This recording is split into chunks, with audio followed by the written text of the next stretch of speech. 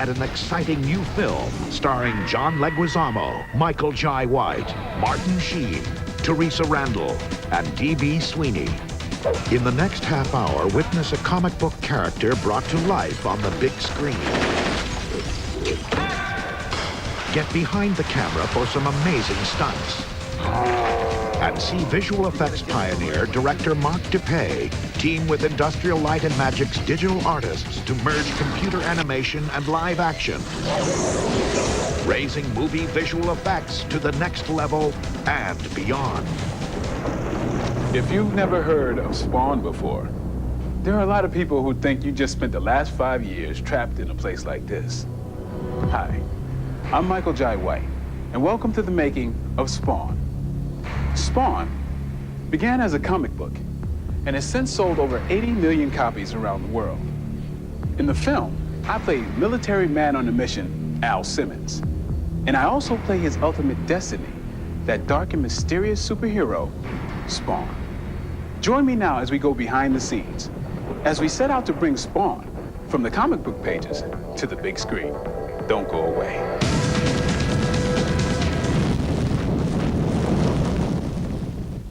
I was sitting in the backyard one day last summer, and my oldest grandchild said, so, you know, what are you doing? And I said, well, I'm going to do this film, Spawn. I start real soon. Well, he nearly fainted, and he said, Spawn? The Spawn? I said, what's the big deal? He said, well, it's only the most important comic book in the world. I just finished a pretty lengthy run on Spider-Man. And a bunch of us had quit and started our own company, Image Comics, and so at that point we all had to create a book that was going to hopefully sell for us. So I wanted to have something that's just really cool, and it's dark, and it's mysterious, it's funny at times. It has a more intelligent, sophisticated sense about it. Given that it's still a guy in a costume with superpowers, it's really more sci-fi-ish instead of comic bookish. My character, Al Simmons, government's most decorated assassin. He's dealing in death for the sake of the country. The airport kill zone was supposed to be clear of civilians. You will follow orders and do your job. Got a problem with that, soldier? Yes, I do, sir. And I want out. You don't quit us, son. Jason Wynn, he's the head of the CIA, and he's in league with the devil, man. You know, he's a pretty evil character. I'll arrange for your transfer right after we've run this last operation. North Korean refinery secretly producing biological weapons. It's up to us to take out the plant. Come on, son, this is top priority. He is being kind of led by a clown who is the devil's man on Earth. There's one more item on our to-do list. We need you to help me recruit your all-time favorite killer, Al Simmons. Why do you want him? Why? Ask why. When how is so much more fun. And he's then betrayed by his superiors and is burned to a crisp and sent to hell.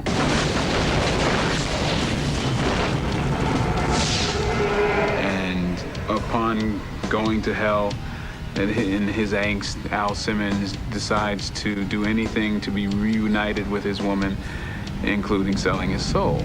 So that was the beauty of it for me, to know this man just loved his woman so much that he sacrificed his life and entered the Battle of Armageddon, stuck in purgatory until God knows when. Wanda! What's going on?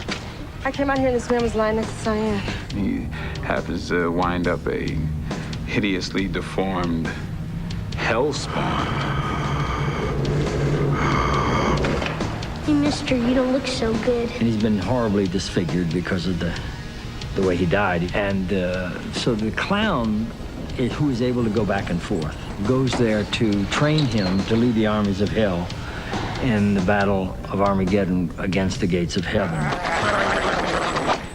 I don't mind being short, fat, and ugly, but the pay sucks. Clown, to me, is this two-faced kind of character. He is a perverse, malicious, evil, malignant, horrible thing. Just think of me as your guardian angel, the clown from hell. But at the same time, he's got sort of this strange sense of humor. Spawn is He's funny, he's our man. If you can't kill him, no one can. Yeah, he's funny. Clown is this disgusting little man, but he happens to know the answers to a lot of questions that Spawn has to answer. Just get me to a hospital. A hospital? Have you looked in the mirror lately, Birdman walking? Even the entire cast of ER could put you back together again. How do I put this to you? You're pushing up daisies, you're in permanent nap time, you're fertilizer. Hey, is any of this sinking in? You're dead. Dead. So we trick him and trick him and trick him, hoping he'll leave the armies, make him mad, make him commit one more vile crime so his soul will be ours. And that's my mission. Of the people and things of hell, I dub thee Spawn, General of Hell's Army. He directs his hatred toward Jason Wynn. Time to get reacquainted, Jason. Whom he believes is the reason for his situation. You. Who are you? You don't recognize your own handiwork. You left me to die in that biochem plant. Remember? Simmons! You sent me to hell, Jason.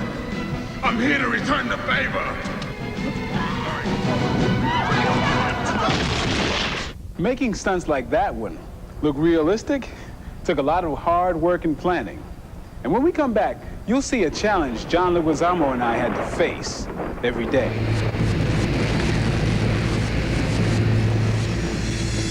The production team on Spawn went to a lot of effort to make sure the movie was true to the comic book. For example, when they lit me on fire, they used real fire. And then there were the costumes. Man, they're gonna be amazed by me. That's how. Because I mean, I'm amazed by the prosthetic work that the makeup artist did, and it was just amazing, man. It's exactly what I pictured the comic book on page, and here I am, pow. They just transformed. I'm as short as that, with the blue face, the fatness, the evil, the little sinister, the humor that the character has. It's a Spawn workout video. On the clown program, I lost 20 pounds. It's the closest I've ever seen of that transition from page to visual. So I was really thrilled to see what could I do with this. Become this whole new creature, and it was amazing. I was in my trailer just staring at myself going, who am I? A clown with an attitude. What am I? I am short, fat, and ugly, and that's how I feel, okay? I had a great time, but those prosthetics hurt, man. Oh, that hurt for real. Okay, all right. I mean, it was always a challenge. You're in there going, it's so hot, it's so tight, and everyone walks up to you and goes, you bet you it's hot in there, huh? Come on, get out of the way, you annoying freak. I'll slap you silly. With the prosthetics, there are times you'd itch, that you want to scratch, and the little devil is telling you, take it off, take the thing off, just rip it off. And once the suit goes on, you are sweating constantly. I just have to kind of psych myself up, because it's really uncomfortable. It almost makes you go crazy. Give me that paintbrush. I want to stab your eyeball, too. I had blisters on the back. I got more blisters on the back of my neck. I just felt them. I'm like a Picasso page. Look at Half a dozen people every day saying, aren't you hot? And I'm like, I want to kill you. Get away from me. Listen up, guys. Safety meeting. This is the moment at which our hero is murdered. My character basically gets burned beyond recognition. My hands and my back will be on fire, and you'll see me in frame. Enjoy your retirement, old friend. This is our hero. We can't, we want him to look like it's gonna hurt like hell, but it can't really. I wasn't afraid of fire, but I did want to be safeguarded against anything happening. They soaked me down in this ice gel. This gel that sits in ice for 4 days prior to being applied. I don't think I've ever been as cold in my life. I was cold before you put this on me. We're gonna go ahead and light Michael up on fire. Here we go. Let's roll sound, please. Ready and fire! See you in hell, Al. Hands up, hands up.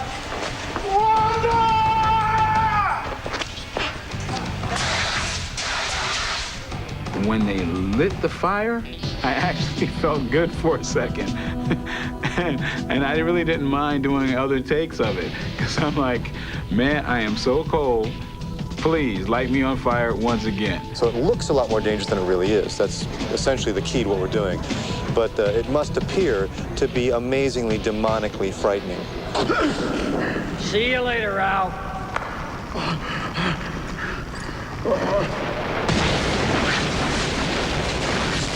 He was betrayed by people and was killed and resurrected, made a deal with the devil, and that's basically how he became Spawn. Now he's got the powers, you know, that he made in exchange for his soul. I met Todd McFarlane, this maybe 3.5 years ago, back when Spawn was first being introduced. And he was very interested in making a film based on his character. As soon as I read the first few books, I saw the potential of the character. The impetus I wanted to put into the character of Spawn was two things. I wanted to have a character that had a wide breadth of what he could accomplish on a power scale. This armor rule. And then on top of that, I wanted to bring in some of my own personal ideas in terms of what a hero would be like if theoretically he was walking the planet right now. Your anger's your weakness, and they'll use it to rob you of any humanity you have left. Who are you? Cagliostro is the fatherly guy trying to push Al to say, if you do things right, you might be able to break this thing. Kiss it goodbye, clown. This is just what they want. You're playing their game. Then I'll play dirty. Guns are useless. You got a better idea. At first, it's a rocky relationship. He doesn't know where the guy's coming from.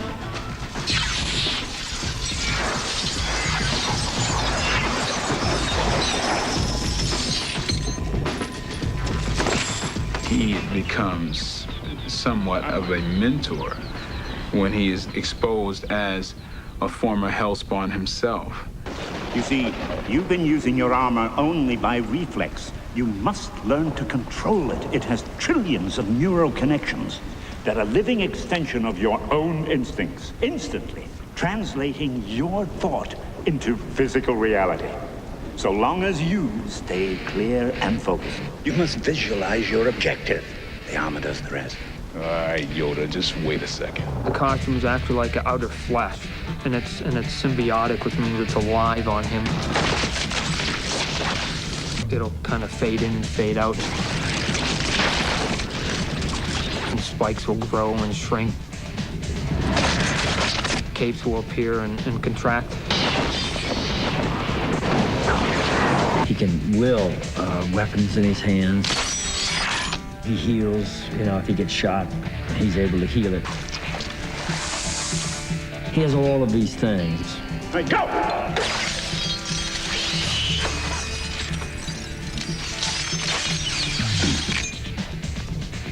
Not bad. Don't get cocky. You have a lot more to learn. Still to come, see how computers blur the line between reality and fantasy in the making of Spawn.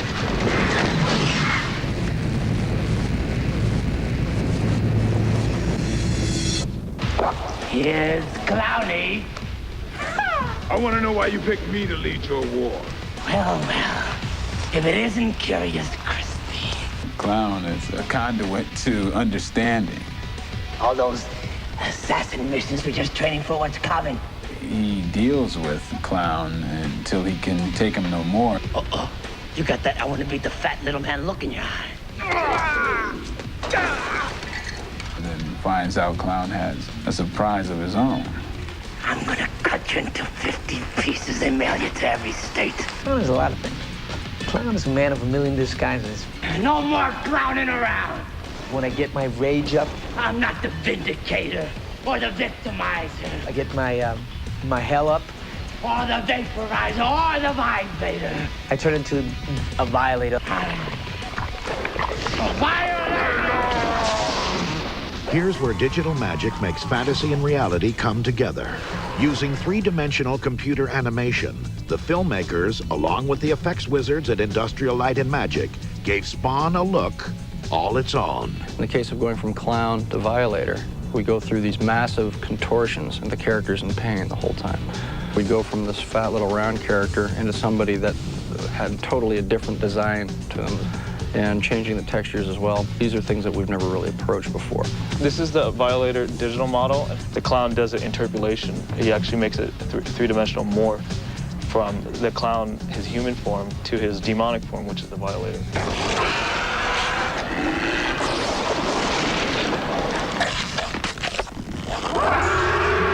We've sort of become pretty good with having actors act at points of view. I mean, it's very difficult after the 28th shot, you know, the 10th take, when you say, okay, see that piece of tape up there in the ceiling? That's a huge, gaping, growling creature, you know, believe it or not. We tried to show people as much as we could what they were dealing with. Fortunately, having a big rubber model down there gave them an impression of what was going to happen. You could say, okay, look, take a look at this creature, right? He's made of rubber. Now, remember the way the T-Rex looked in Jurassic? Like, remember how mean and how fast he moved? That's what's going to happen here.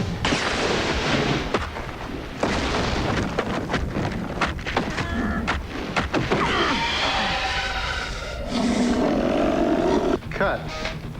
Good. The thing that Mark DePay brings, given his knowledge of what he's done at ILM, and knowing that there's going to be a lot of special effects in this movie, that there are times when you have to know what you're directing and how it's going to meld with your special effects, you know? You're rushing through here, Talk's following you. Zach will get a few steps behind, running after you. And since I'm working with him, I've discovered that he invented the animals for Jurassic Park, you know? So we're in very capable hands. I couldn't think of a better grip to be in if you're going to do Spawn, you know? This guy's got all the moves, you know? Then you have all these weapons that are kind of hanging out. They peel them off and throw them in the cog and say, no guts, no glory. Spawn has these powers that are very hard to create in reality. They just, you know, don't exist. So we're going to be using computer animation to bring them to life. As he comes down through this dome, it's the classic coming through the glass cape scene in a superhero movie, but with the difference that we're able to make it much more majestic, inspired by the cape in the comic book. It's alive and it's part of him, and it comes out of him and it behaves. It's like another character almost. We have that ability and that flexibility in digital to actually do that, which would be very, very difficult in a practical situation in live action. That is one of the biggest reasons to do Spawn with computer graphics as opposed to using the other means of effects. The story, of course, is about the Spawn based on the comic book, but a lot of the stylized look, you know, stuff we tried to incorporate a lot of that. You know, but a lot of it doesn't work if it's moving. So we had to invent our own dialogue, you know, of motion to do with Spawn. You're ready to zap, yeah. You're getting zapped. Okay, go down to one knee, like that, and fall aside. Right. That new technique bridged the gap between human movement and computer-animated characters. In order to capture the way that, you know, Michael Jai White has moved, we're capturing his motion from motion capture data and inserting it into the Spawn costume. Electronic sensors are attached to Michael's bodysuit, and a 3D camera system records his movements. The computer then translates those movements to a digital model. Majority of the big action sequence fights that we'll see, right, in the movie will be computer-generated. Violator, which is data that we just invented in terms of the motion. Then we have Michael Jai White's motion, and then we add the Spawn computer-generated data over top of that. So those are essentially sort of three different fundamental things that are being added together to make the shot work.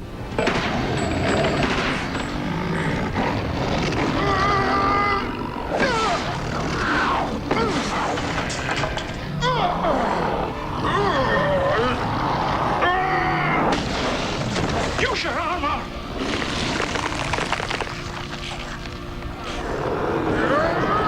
Concentrate!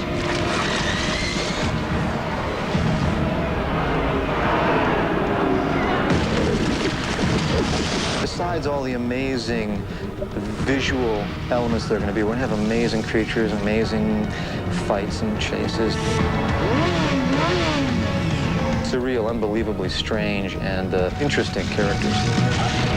It's been pretty intense. I mean, it's an experience I've never had before. Spawn goes for the juggler. He goes for the aggressive thing that kids want. Still has humor, still has character, still has story. Are there any normal people left on Earth? Nothing subtle about this piece, you know. When they're done watching this, I want them to go, Batman just sissy.